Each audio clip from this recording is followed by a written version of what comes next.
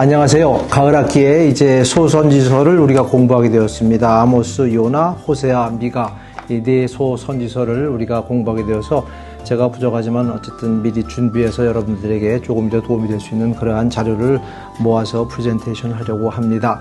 보시고 도움이 되는 것 취하시고 또 필요 없는 것들은 여러분들의 재량껏 사용하시면 감사하겠습니다.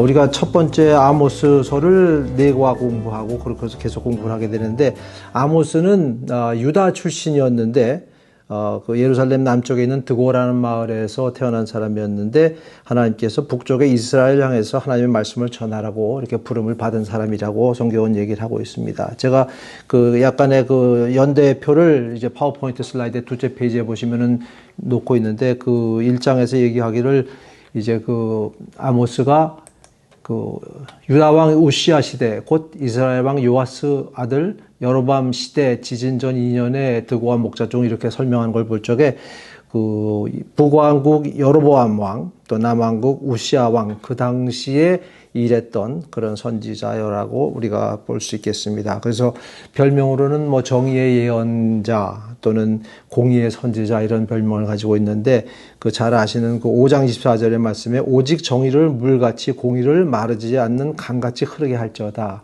굉장히 유명한 구절이죠. 그 구절 때문에 그런 별명을 가진 사람이라고 우리가 생각해 볼 수 있겠습니다. 그 이름의 뜻은 burden, 짐이라고 이렇게 얘기를 합니다. 그리고 약간의 이제 인트로덕션을 말씀을 드리고 있는데, 7장에 보시면은 스스로가 이렇게 자신을 얘기를 하고 있습니다. 자신은 선지자가 아니며 선지자의 아들도 아니고 목자요 뽕나무를 재배하는 자였는데, 양을 치는 중에 하나님의 부르심을 받아 하나님의 백성 이스라엘에게 예언하는 선지자 역할을 하게 되었습니다. 이렇게 표현을 하고 있습니다. 다시 말해서 그 당시를 보면은 이 선지자 뭐 학교도 있고, 또는 선지자 엘리 선지자는 아들에게 이렇게 물려주는 일도 있고, 그래서 그런 것들이 보통 이제 하나님의 부르심을 받아서 선지자 수업을 하고 선지자 반열에서 또 선지자 역할을 하고 하는 사람들이 어떻게 보면 프로페셔널 선지자들이었는데, 이 아모스의 경우는 그런 배경을 가진 사람이 아니고 그냥 보통 사람이었습니다. 목자였고 또 상인이었고 또 농부였고 이런 사람이었는데, 하나님께서 부르셔서 예언을 하게 되었다고 설명을 하고 있습니다. 그리고 미리 약간의 인트로덕션을 말씀드리면, 아모스 3장에도 보면은 이렇게 얘기를 하고 있어요. 자신이 하나님께 말씀을 받았기 때문에 예언을 한다고 이렇게 표현하죠. 주 여호와께서 말씀하신 즉 누가 예언하지 아니하겠느냐. 그러니까 자기는 어떤 선지자의 그런 뭐 집안에 태어난 사람도 아니고 수업을 받은 사람도 아니었지만 하나님께서 말씀을 주셔서 예언을 하라 그랬기 때문에 자기가 선지자로 일한다 이런 얘기를 하고 있습니다. 그래서 이 선지서를 우리가 읽으면서 우리 모든 대부분의 사람들이 뭐 목회를 하도록 부름을 받은 것도 아니고 또는 신학교에 간 사람들도 아니지만, 우리가 하나님의 말씀을 받은 사람으로서 아모스처럼 그러한 사명을 가진 사람이라고 우리가 생각할 수 있는 그러한 계기가 되었으면 좋겠습니다. 그래서 그 둘째 페이지에 보면은 제가 슬라이드를 이제 하나 카피해 놓은 걸 보시면은, 그 아모스가 호세아 또는 요나 이 사람들하고 같은 동시대에서 일했던 사람이고, 북왕국 그 이스라엘을 향해서 이제 예언을 했던 사람이고, 그 당시에 약간 좀 늦지만 이사야나 미가 이런 사람들은 남왕국에서 일했는데, 그 시대가 조금 더, 그러니까 이사야서에 보면 우시아 왕이 죽던 해에 이제 하나님을 만나는, 하나님의 계시를 받는 그런 얘기가 나오니까, 그 호세아는 우시아 시대에 일했다 그러면은, 이사야는 우시아가 죽은 후에 히스기야 왕 이런 때 했던 사람인 걸 볼 적에 약간 뒤의 사람이지만 어떤 그러한 배경을 가진 사람이라고 볼 수 있겠습니다. 약간의 그 배경을 조금 더 말씀을 드리면은, 이 당시에 왕이 여로보암 2세, 여로보암 왕인데, 그 잘 아시는 것처럼 이제 솔로몬이 죽은 후에 북왕국이 여로보암이고 남왕국이 르호보암으로 해서 두 나라가 갈리게 되어죠. 그래서 첫 번째 그 북왕국의 왕이 여로보암인데, 이때 다시 와서 여로보암이 나오기 때문에 이름을 보통 여로보암 1세, 2세. 그래서 이때 나오는 여로보암은 여로보암 2세라고 보통 얘기를 많이 하고 있습니다. 배경으로 보면은 경제적으로 상당히 윤택하고 군사적으로도 상당히 비교적 강대했던 그런 시대였습니다.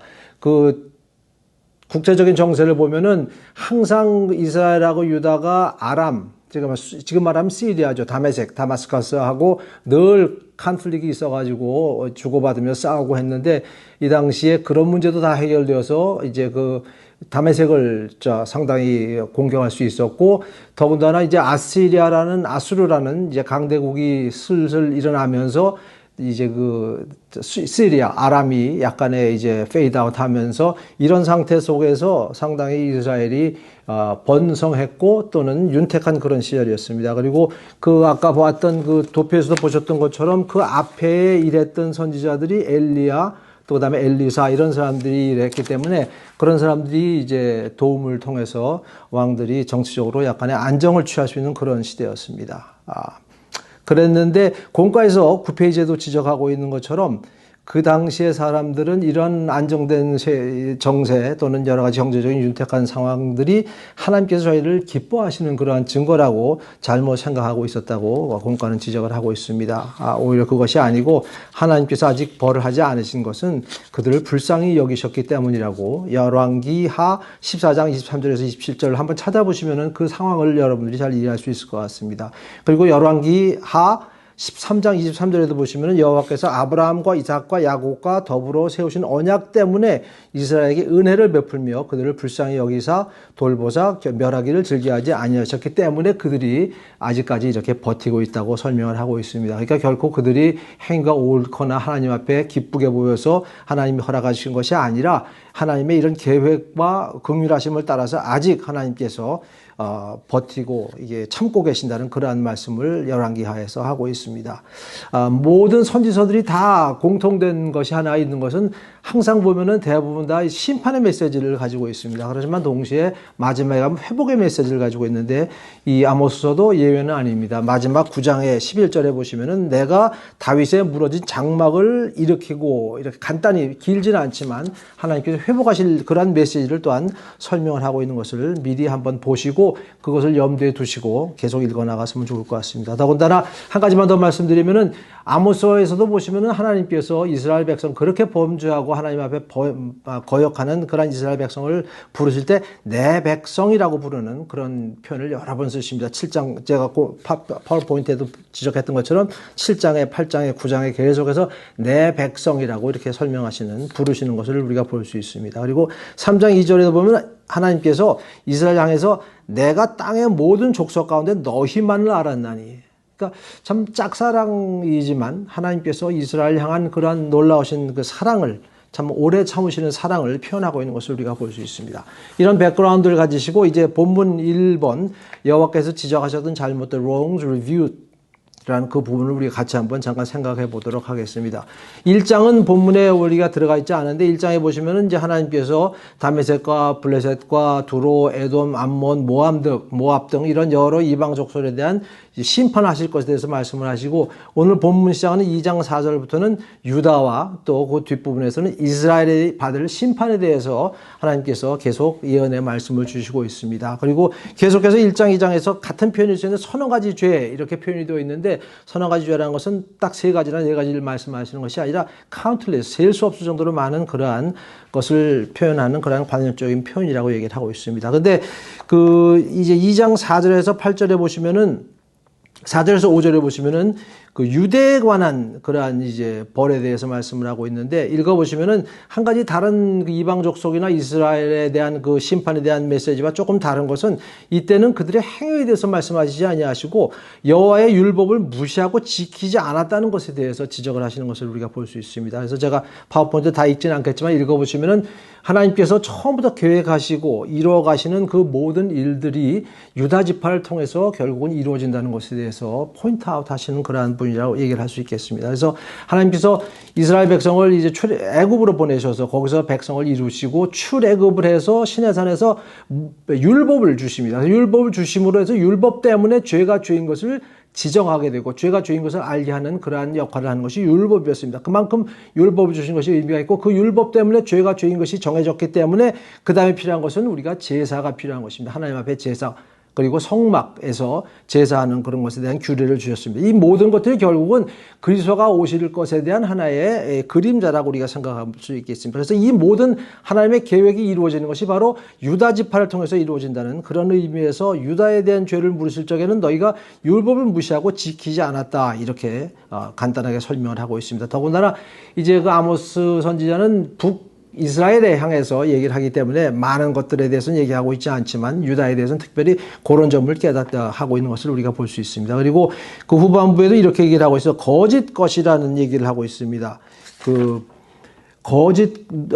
그의 조상들이 따라갔던 거짓 것에 미혹되었습니다. 그래서 거짓 것은 뭐 여러 가지 다른 설명들도 할 수 있겠지만 어쨌든 이 거짓 신 또는 우상이라고 생각해도 큰 잘못이 없을 것 같습니다. 그래서 여기서 얘기하는 그들의 조상이 따라갔던 그런 우상, 거짓 신들에게 너희도 계속 미혹되었다 얘기를 하면서 하나님께서 어떻게 보면 오래 참으시는 그 사랑, 그 가운데에서도 그리스도를 보내시기까지 계획하신 하나님의 그 놀라우신 계획을 설명하는 것이라고 우리가 생각해 볼 수 있겠습니다.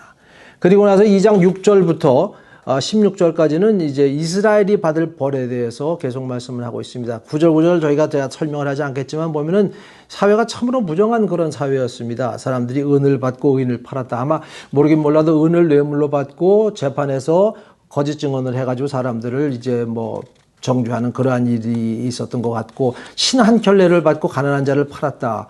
그래서 그 돈을 꿔주고 담보로 이제 사람 돈을 꿔줬는데 그것을 갚지 못했기 때문에 그 사람을 노예로 삼았다가 그 노예를 팔아치울 적에 신 한 켤레의 값으로 노예로 팔아버린다든지 뭐 그 여러 가지 참 무정한 일들이 기록이 되어 있습니다. 그리고 또 아버지와 아들이 한 젊은 여자에게 다녀서 내 거룩한 이름을 더럽히고, 그래서 공과에서는 그걸 제의적 매춘, 참 어려운 단어인데 cultic prostitute이라는 단어를 번역을 했습니다. 그러니까 이 공과 쓰신 분 얘기로는 이 당시에 이방신을 섬기는 그런 사교 집단에서는 이렇게 종교적인 매춘을 행하고 있었는데, 이런 일들에 대해서 얘기를 하면서 이렇게 행위는 그렇게 하면서도 어떤 종교적인 의식을 통해서 또 이제 그런 행하는 사람들에 대해서 얘기를 하고 있는 것을 우리가 볼 수 있습니다. 그리고 전당 잡은 옷을 돌려주지 않고 제단 옆에서 그 위에 눕는 그 출애굽기에 보면은 제가 거기다 써놨는데, 출애굽기에 보시면은 옷을 전당으로 받으면은 저녁이 되기 전에 돌려줘야 됩니다. 밤에 그것을 덮고 자는데 춥기 때문에.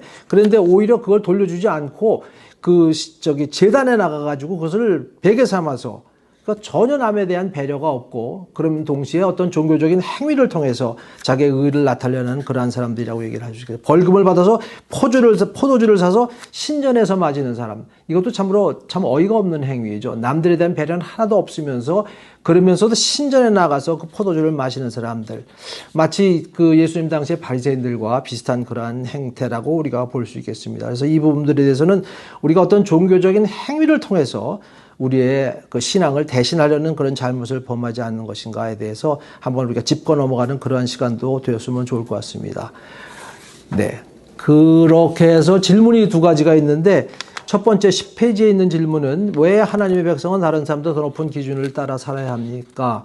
참 굉장히 광범위하고 어떻게 보면 어려운 질문입니다. 물론 뭐 어떻게 보면 당연한 질문이기도 한데, 여기서 중요한 것은 사실 그 당시에 종교 행위를 하면서도 남들에 대한 배려가 전혀 없는 사람들에 대해서 아모스 선지자를 통해서 정의가 어디 있느냐, 공의가 어디 있느냐 꾸짖으셨던 하나님의 그 말씀이 어떻게 보면 오늘날 우리 이 시대에 사는 기독교인들에도 같은 비난을 할 수 있는 것이 사실입니다. 그런데 한 가지, 그 당시의 사람들과 우리가 사는 이 시대의 사람들과 다른 것은, 믿는 사람들이 다른 것은, 그 당시는 자신의 힘으로 법을 지켜야 되는 그러한 사람들이었습니다. 그러나 지금은 우리가 우리의 힘으로가 아니라 우리가 예수님의 힘으로, 즉 성령님의 인도하심을 따라서 우리가 살아간다는 그러한 것입니다. 어떻게 보면은 굉장히 말 차이 같지만 가장 중요한 우리 기본 신앙의 기본이라고 생각을 할 수 있겠습니다.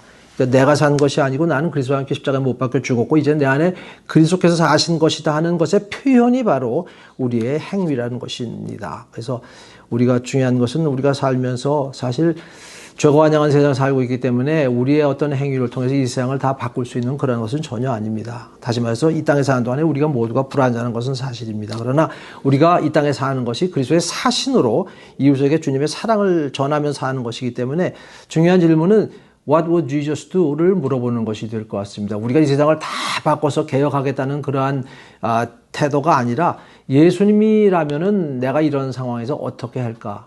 뭐 남을 손가락질하면서 저 사람은 왜 저 차를 타, 저 사람은 왜 저렇게 행동을 할까, 이런 것을 우리가 얘기하는 것이 아니라 예수님이라면은 이때 어떻게 행하셨을까를 우리가 기억을 할 때에, 그런 행동을 할 때 남들보다 더 높은 도덕적 기준을 따라 살아갈 수 있다는 것을 지적하면 좋을 것 같습니다. 그 다음에 또 하나의 질문이 있는데, 이 시대에, 그 시대의 문화가 옳고 그름을 결정하도록 허용하는 것은 왜 위험합니까? 이런 질문입니다.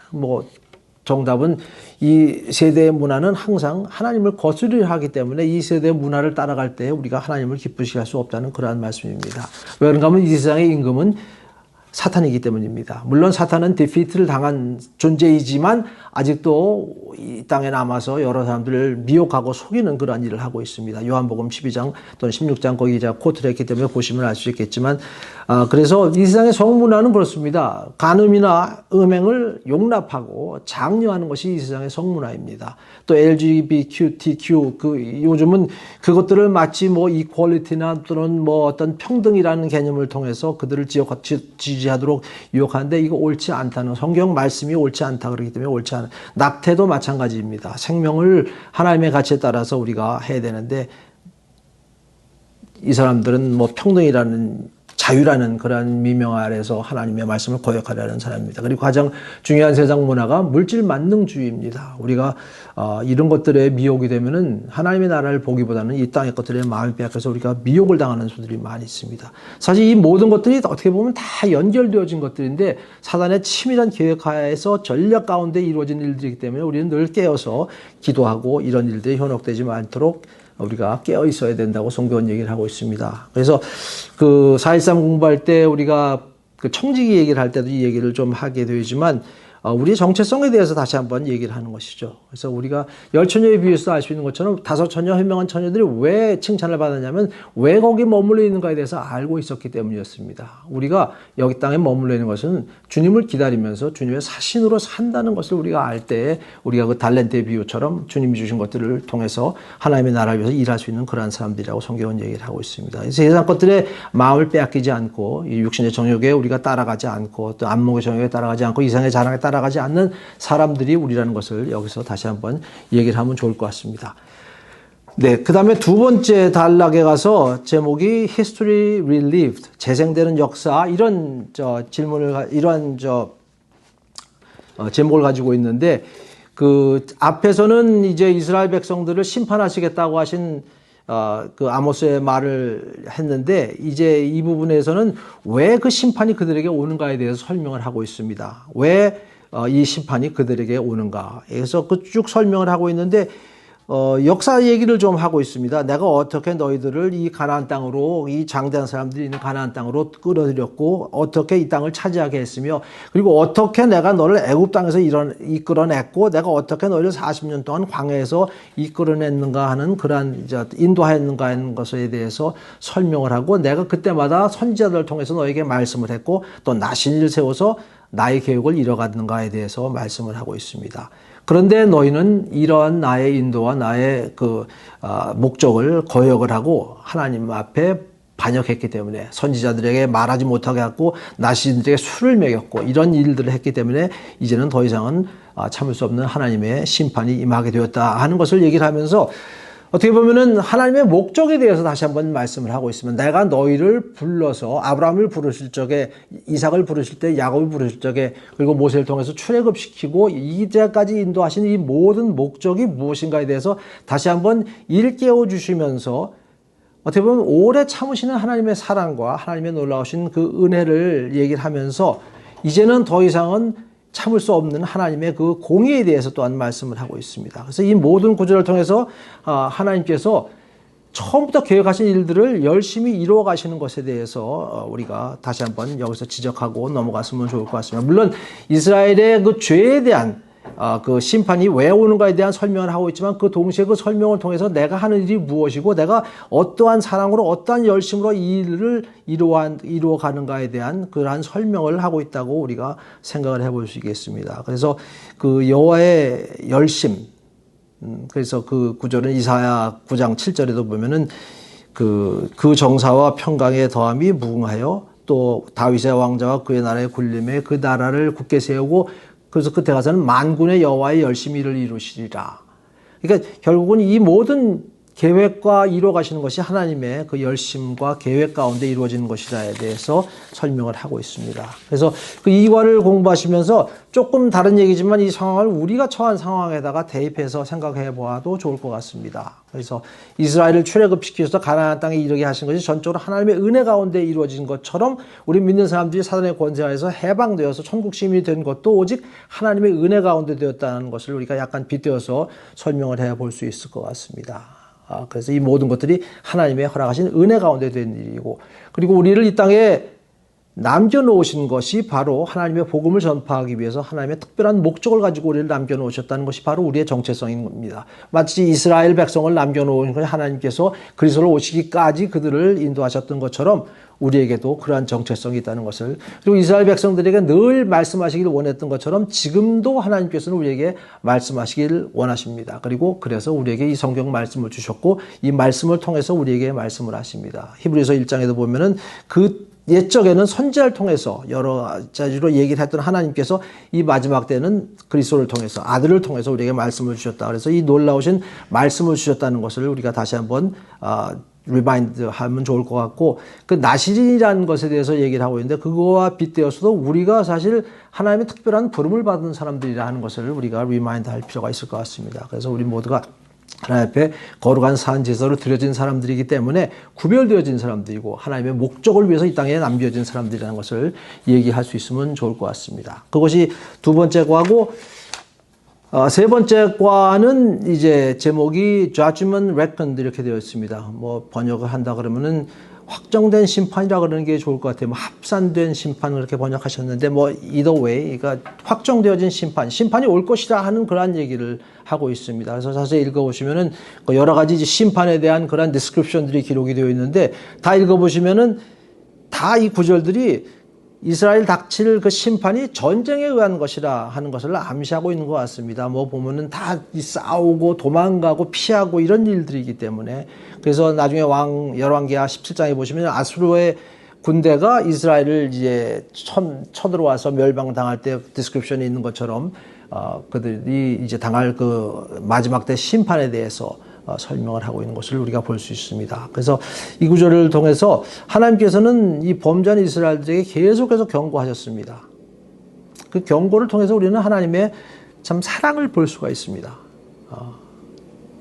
그렇지만 동시에 또한 하나님께서는 공의 하나님이시기 때문에 그 죄를 간과할 수 없는 공의 하나님이시다. 그래서 사랑의 하나님과 공의 하나님 두 가지를 우리가 이런 상황을 통해서 볼 수 있으면서 결국은 잘 아시는 것처럼 하나님께서는 이스라엘의 후손으로 오실 그리스도를 통해서 이 문제를 그리스도 안에서 해결하셨습니다. 그래서 지금도 우리를 통해서 하나님께서는 세상에 계속해서 경고의 메시지를 보내십니다. 예수를 믿지 않으면은 이제 올 심판에 영원한 심판을 받을 것이고 영원한 이제 퍼니시먼트가 있다는 것을, 그래서 그 복음의 메시지가 바로 사랑의 경고입니다. 그래서 우리가 그러한 사명을 띈 사람들이라는 것을 기억을 하고 나눴으면 좋을 것 같고, 한 가지 이제 마지막으로 좀 나누길 원하는 것은 아직은 이제 첫 과니까 2장에 보면은 뭐 정말 적나라하게 그들이 당할 그러한 심판에 대해서 설명을 하고 있는데 거기에서만 끝난다 그러면은 참 험하고 절망스러운 그러한 스토리가 될 수 있을 것 같습니다. 그러나 거기서 끝나는 것이 아니라 계속해서 아모스를 통해서 하나님께서 돌이키실 그 하나님의 목적과 계획이 있다는 것을 말씀하고 있는 것을 우리가 볼 수 있습니다. 그것 중에 하나가 그 다음 우리가 3장은 공부를 하지 않습니다. 3장 12절에 보면은 이런 표현이 있습니다. 여호와께서 이와 같이 말씀하시되 목자가 사자의 입에서 양의 두 다리나 귀 조각을 건져낸 것 같이 사마리아에서 침상 모서리에나 걸상의 방석에 앉은 이스라엘 자손도 건져냄이 있으리라. 그러니까 사자가 와서 양을 막 삼키는데 목자가 가서 그 양의 입에, 사자의 입에서 양의 두 다리 귀 조각 조금이라도 잡아내듯이 이스라엘이 이렇게 다 잡혀가는데 이스라엘 중에서 남겨놓은 자가 있을 것이다. 이런 얘기를 하고 있습니다. 그래서 그 남겨놓은 자라는 표현은 그 선지서에 보면 여러 군데, 제가 거기다가 기록을 해놨기 때문에 찾아보시면 좋겠지만 뭐 이사야서에는 굉장히 많이 나오고 예레미야서, 에스겔, 미가서, 스바냐, 그러니까 이렇게 공의 하나님으로 해서 심판을 받고 가는데 그 가운데 하나님께서 남겨놓은 자를 다시 본토로 70년 후에 돌아오게 하시고 그 돌아온 사람들을 통해서 결국은 그리스도가 오시기까지 하나님께서 이 모든 일들을 계획하시고 이루어 가신다는 그러한 얘기를 기록을 하고 있습니다. 그래서 남겨놓은 자에 대한 예언이 3장에서 기록이 되어 있고 그 5장 15절이나 9장 8절에서도 보면은 아모스를 통해서 남겨놓은 자에 대한 얘기를 하고 있습니다. 그래서 나중에 또 기회가 있겠지만 이 모든 일 가운데 심판의 하나님이시지만 동시에 사랑의 하나님이시고 그리스도가 오시기까지 하나님의 놀라우신 계획을 이루어 가신다는 것을 우리가 다시 한번 놓치지 않고 이제 어떻게 잘 살아야 되는가에 대한 것도 우리가 공부해야 되겠지만 하나님께서 어떤 계획으로 이런 일들을 이루셨고 우리를 이 땅에 또한 머물게 하신 것이 어떤 것인가 하는 것을 우리가 얘기를 하면 좋을 것 같습니다. 그래서 한 가지 마지막으로 이 모든 일들을 우리 안에서 이루시는 분은 하나님이십니다. 그리고 우리를 통해서 말씀을 하시되 우리 안에 그 말씀을 주셔서 그래서 가장 중요한 것은 성령 충만하다는 것은 이 말씀이 내 안에 충만히 거할 때 그 살아계신 말씀이 우리를 통해서 전파되어지고 나가서 우리가 선포하는 그러한 것이 되어야 될 줄로 생각을 합니다. 그래서 오늘 이제 약간의 이제 백그라운드를 말씀을 드렸는데 계속해서 이런 관점을 가지고 아모스를 보시면은 의미가 있으리라고 생각을 합니다. 감사합니다.